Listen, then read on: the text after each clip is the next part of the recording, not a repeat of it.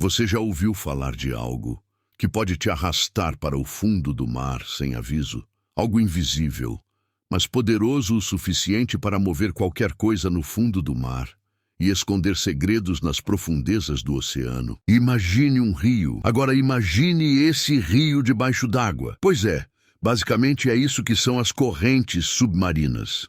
Elas movem a água do oceano como se fossem esteiras invisíveis, levando calor, nutrientes e, às vezes, até submarinos para lugares desconhecidos. A intensidade dessas correntes depende de uma série de fatores, como a força dos ventos, os gradientes de temperatura e salinidade e até a própria topografia do fundo do oceano. E o mais interessante, essas correntes não são todas iguais. Algumas são lentas e constantes, enquanto outras podem ser rápidas e imprevisíveis. E acredite, elas podem ser mais rápidas do que você imagina. Algumas chegam a atingir velocidades absurdas, carregando tudo o que encontram pelo caminho. Com isso, vem a parte mais sombria. Você já ouviu falar do Triângulo das Bermudas, onde navios desaparecem sem deixar rastros? Pois é. Algumas teorias sugerem que eles podem ter sido naufragados por tempestades violentas e depois arrastados por correntes submarinas poderosas, indo para o desconhecido ou para lugares onde ninguém jamais encontrou vestígios dos destroços. E claro, há quem acredite que tudo isso esteja envolto em mistério. Afinal, até hoje, muitos desses destroços de embarcações e aviões que desapareceram nunca foram encontrados. E não são só as embarcações. Algumas criaturas bizarras do oceano, como o enigmático peixe-remo, simplesmente aparecem do nada em praias, deixando todo mundo confuso. Ele veio por conta própria para pegar um sol? Ou pegou carona em uma corrente submarina sem saber do perigo? Bom, só sei que é mistério. Mas calma, nem tudo é perigo. As correntes submarinas também são essenciais para a vida marinha. Elas ajudam os peixes a se movimentarem sem gastar energia, levam nutrientes para os corais e até influenciam no clima do planeta. Ou seja, sem essas correntes, o oceano seria um verdadeiro caos, mais do que já é. Além disso, as correntes submarinas ajudam no transporte de pequenos organismos essenciais para a vida marinha. Eles viajam por essas estradas de água, mantendo o equilíbrio do oceano. Sem elas, o mar ficaria um verdadeiro caos, como um motor sem óleo, onde tudo começaria a dar errado. Essas correntes submarinas também ajudam a controlar o clima do planeta, espalhando calor entre as águas quentes e frias. Dessa forma, as correntes não só ajudam o oceano, mas também afetam o clima nas terras ao redor. É como se as correntes fossem um sistema que mantém tudo funcionando bem, mas como toda força natural, às vezes podem mudar de direção, trazendo consequências inesperadas. Mas no fim, elas continuam sendo essenciais para o equilíbrio do planeta Terra, que ainda é objeto de estudo por cientistas e pesquisadores. Agora, imagine, e se, além das correntes submarinas, você também tivesse que se preocupar com algo ainda mais traiçoeiro em seu caminho, como os corais de fogo? Agora imagine ser levado por essas correntes submarinas e entrar em um buraco escuro. Saiba lá onde vai dar. Ou você bate nas pedras, ou nos corais de fogo. Apesar de sua beleza, os corais de fogo são venenosos e podem causar sérias queimaduras. Eles são conhecidos por liberar toxinas ou irritação na pele se tocados, que provocam dor intensa, inchaço. Os pólipos do coral de fogo liberam toxinas em forma de nematocistos, pequenos filamentos urticantes que são acionados pelo toque ou até pela pressão da água. Quando um mergulhador toca em um coral de fogo, esses nematocistos podem aderir à pele, liberando veneno. Os corais de fogo são animais cnidários, que se alimentam de micro-organismos e plânctons. Se você é daquele tipo de pessoa que costuma costuma puxar plantas ou flores por onde passa sem saber se são venenosas. Bom, é melhor não fazer isso no fundo do mar. Não confundir um coral de fogo com uma planta ou flor. É melhor não puxar ou tocar neles. Se fizer isso, pode ser um pouco dolorido. Você sabia que existem animais que emitem luz? Isso mesmo, animais capazes de produzir luz por meio de reações químicas em seus corpos. Esses seres fascinantes são, na maioria das vezes, encontrados em ambientes marinhos, especialmente nas regiões abissais, onde a luz solar jamais chega. Para sobreviver nessas profundezas de escuridão total, esses animais desenvolveram a bioluminescência, uma habilidade que desempenha funções essenciais, como camuflagem, atração de presas ou parceiros, e até defesa contra predadores. Os seres bioluminescentes que habitam as profundezas do oceano são incrivelmente diversos e abundantes. Entre eles estão várias espécies de peixes que utilizam sua capacidade de produzir luz como uma tática eficaz para atrair presas. Esses peixes, como o peixe-víbora, são mestres na arte de iluminar o caminho para suas refeições. Com seus fotóforos, órgãos especializados que geram luz, eles criam um brilho suave que atrai presas desavisadas, seduzindo-as para perto, como se estivessem em um show de luzes subaquáticas. A luz pode ser constante ou piscante, dependendo da estratégia de caça. A vantagem é que, no ambiente sem luz das profundezas, esse brilho se torna uma ferramenta essencial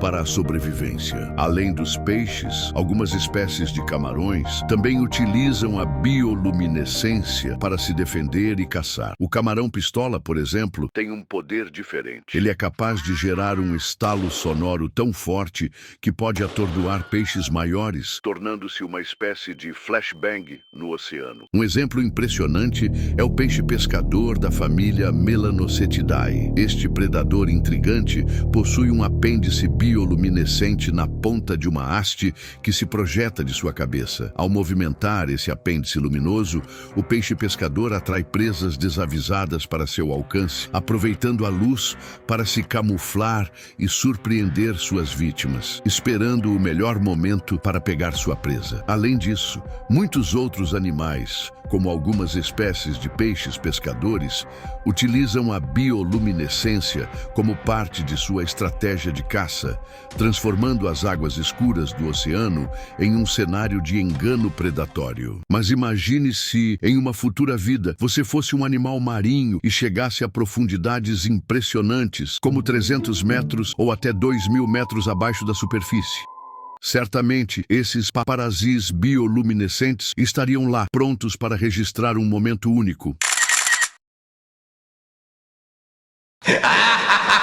A lula vampira das profundezas, Vampiroteuthis infernalis. Um nome que soa assustador, mas na verdade é mais misteriosa do que realmente perigosa. Vamos conhecer esse predador do abismo, que tem mais segredos do que uma novela de mistério. Habitando as profundezas do oceano, em um lugar que a maioria de nós nunca verá, entre 400 e 1.200 metros abaixo da superfície ou até mais. E sim, isso significa que, se você está pensando em dar um mergulho para ver uma, pode esquecer. Esses animais preferem a escuridão total, onde a luz do sol nunca chega e onde até os peixes têm que usar lanternas. Embora o nome vampira sugira algo sombrio, a lula realmente brilha no escuro. É bioluminescente, o que significa que pode emitir luz, embora de uma maneira sutil. Ao invés de brilhar como uma lâmpada de festa, utiliza essa habilidade para se camuflar ou atrair suas presas no escuro abismo marinho. Usa a escuridão a seu favor, aproveitando seu brilho discreto para caçar com eficiência nas águas profundas.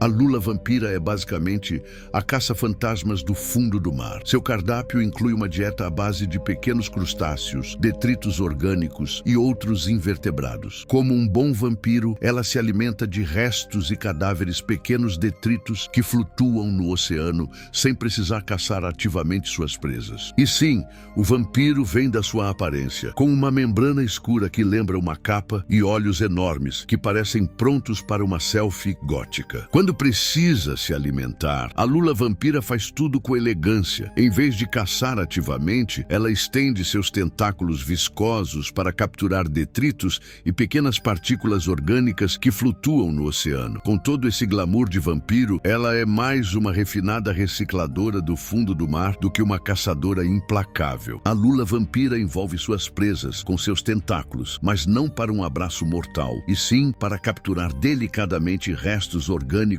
e pequenos organismos flutuantes. Apesar da aparência assustadora digna de um filme gótico, sua alimentação é bem menos feroz do que parece. Apesar do nome e da imagem de um predador sinistro, a lula vampira, que faz parte do ecossistema do fundo do mar, é mais um mistério. É praticamente uma residente da dark web dos oceanos, vivendo nas profundezas e se alimentando de restos em vez de caçar. Seu comportamento ainda intriga os cientistas. Mas uma coisa é certa: com essa aparência de vilão de filme, tem todo o direito de ser chamada de vampira, mesmo sem precisar de sangue para sobreviver. Agora imagine um tubarão. Mas não é aquele monstro assustador que vemos nos filmes de terror. Este é uma criatura bem menos conhecida. Um tubarão verdadeiro e misterioso que habita as profundezas do oceano. Com uma mandíbula única, capturando suas presas de maneira impressionante. Esse é o tubarão duende, ou Goblin Shark, um dos muitos tubarões bizarros que habitam as profundezas abissais. O Goblin Shark Mitsukurina ou Stone, também conhecido como tubarão duende, é um tubarão que prefere as águas profundas e misteriosas do oceano, podendo ser encontrados em profundidades que variam de 200, chegando aos 1.200 metros. Isso significa que passa a maior parte da sua vida nas zonas mais escuras, você já sabe, onde a luz solar jamais chega. Esse tubarão não é gigante comparado com um tubarão branco, mas também não é pequeno. O Goblin Shark pode crescer até 4 metros de comprimento. E sabe o que é mais fascinante? Ele é raríssimo de ser encontrado. Mesmo com as expedições científicas no fundo do oceano, é tão esquivo que aparece em poucas ocasiões. Enfim, a verdadeira surpresa está em sua aparência. O Goblin Shark tem um focinho longo e achatado, o que dá a ele uma aparência quase alienígena. Mas o que realmente impressiona é sua mandíbula, que pode se projetar para frente de forma incrível, parecendo um pesadelo do fundo do oceano. E quando se trata de alimentação, o Goblin Shark é um predador paciente. Ele se esconde nas profundezas e usa suas mandíbulas para agarrar suas presas com rapidez surpreendente, engolindo numa vez suas presas, não dando brechas de escapatória. É um caçador com uma técnica única. O Goblin Shark é considerado um fóssil vivo, porque, embora ele tenha se adaptado ao longo do tempo, suas características principais, como o focinho longo e a mandíbula que se projeta, permanecem muito semelhantes às dos primeiros tubarões que existiram há mais de 125 milhões de anos. Ou seja, o Goblin Shark tem a aparência de um tubarão muito antigo, sendo um dos poucos representantes vivos dessa forma primitiva que ainda podemos encontrar no oceano. Uma das, dentre outras, verdadeira raridade das profundezas abissais. Você provavelmente já ouviu falar de unicórnios, criaturas lendárias com seus chifres mágicos e um brilho de conto de fadas, certo? Bom, adivinhe, eles realmente existem. Mas não é o cavalo cor-de-rosa da sua fantasia. É o narval, o cetáceo do Ártico com um chifre de 3 metros. Esses animais não fazem desejos, mas você concorda comigo? Parece um unicórnio marinho, né? Enfim, o narval é um amante do frio e vive nas águas geladas do Ártico, onde o gelo varia ao longo das estações do ano. É o tipo que você não vai encontrar curtindo um solzinho na praia, preferindo um bom mergulho entre Canadá, Groenlândia, Noruega e Rússia. Se você já pensou em fazer turismo para encontrá-lo, bem, prepare-se para um clima bem, digamos, polar. Agora, o que torna o narval realmente único e digno de ser chamado de unicórnio do mar é o seu famoso chifre. Na verdade, não é um chifre, mas um dente gigante que pode crescer até 3 metros de comprimento. E apesar de parecer que ele está pronto para enfrentar um dragão, o chifre, teorias, diz que é usado para impressionar as fêmeas ou para duelos de machos. Sério, é tipo um acessório de luxo para ser o centro das atenções no reino marinho, parecendo até até um animal marinho pré-histórico com esses chifres de 3 metros. Uma teoria mais recente sugere que o chifre do narval pode ser um órgão sensorial, possuindo milhares de terminações nervosas. Isso poderia permitir ao narval perceber mudanças no ambiente ao seu redor, como temperatura da água, salinidade e até a presença de presas. Com isso, o dente poderia ajudar o narval a navegar e caçar em águas profundas e geladas. Os machos geralmente alcançam de 4,1 a 5 metros de comprimento, sem contar o famoso chifre ou dente gigante. Se adicionarmos o comprimento da presa, que pode chegar a 3 metros em casos extremos, o tamanho total poderia variar entre 7,1 e 8 metros, dependendo do tamanho do narval e de sua presa.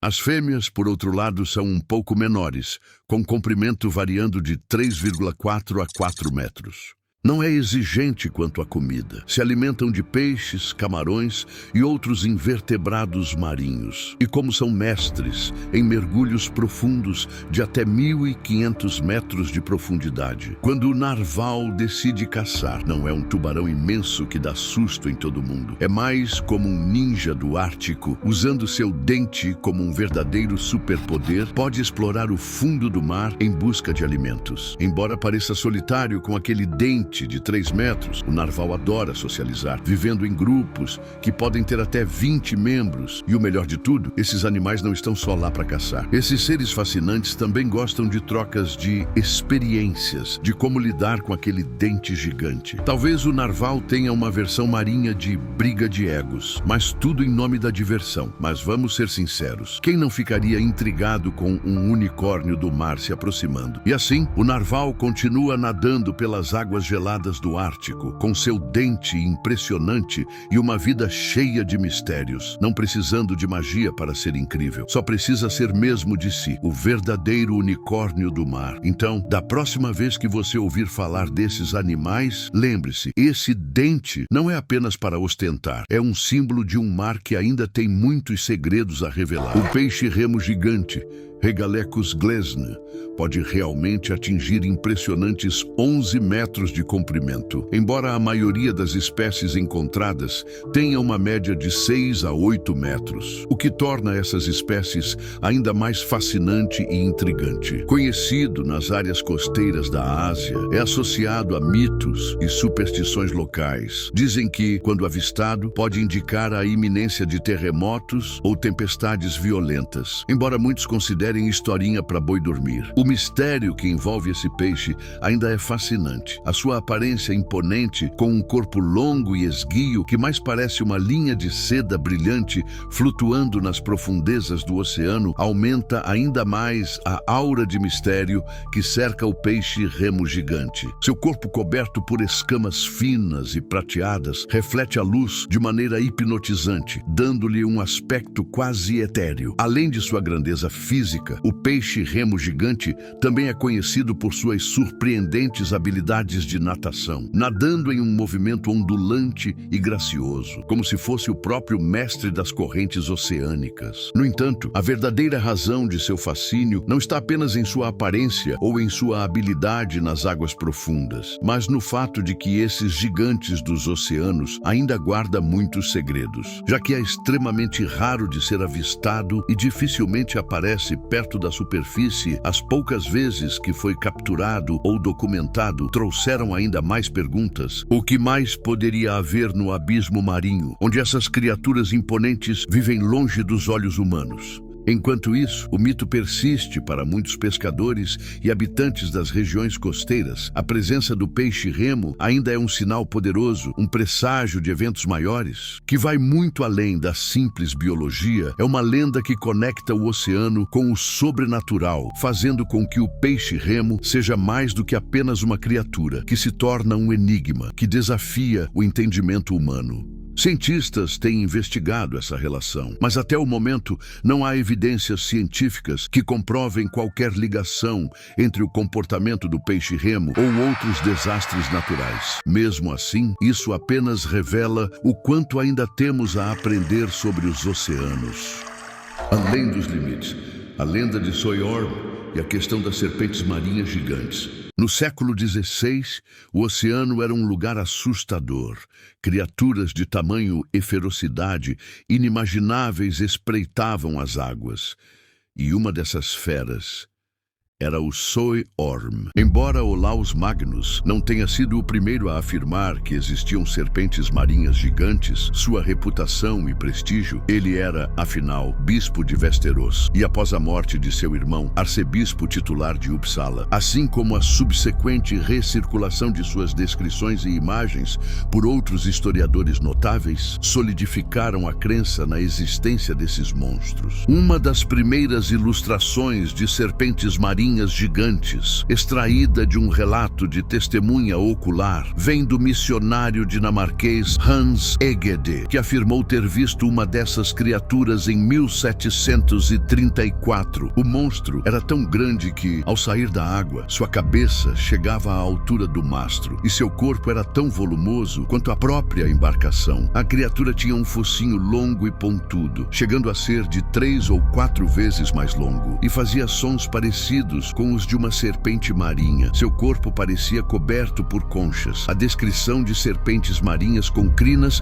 ou pelos no pescoço, como a de Magnus, é uma característica comum nas tradições sobre monstros marinhos. Essa descrição fornece uma pista para alguns dos animais que frequentemente eram confundidos com serpentes marinhas, como o peixe-remo. Na época em que Magnus e Hans Egede viveram, as fronteiras entre ciência, exploração e mitologia eram muitas vezes difusas. Relatos exagerados, interpretações equivocadas de avistamentos e até mesmo invenções puras muitas vezes se mesclavam. A veracidade dos relatos sobre serpentes marinhas gigantes, tornando difícil separar a realidade da ficção. No final das contas, que supostamente destruíam caravelas e barcos, continua a ser objeto de debate e investigação. É possível que, em algum momento do passado, tenha existido alguma criatura marinha que tenha inspirado esses relatos. Deixe seus comentários, sugestões ou até mesmo aquela teoria maluca que você nunca compartilhou com ninguém. Todas serão bem-vindas e reconhecidas aqui. Eu adoraria interagir com vocês. Se curtiu o vídeo, deixa seu like e se inscreve para não perder nada. Agradeço muito por ter assistido até o final. Isso me motiva a continuar criando mais conteúdo para vocês.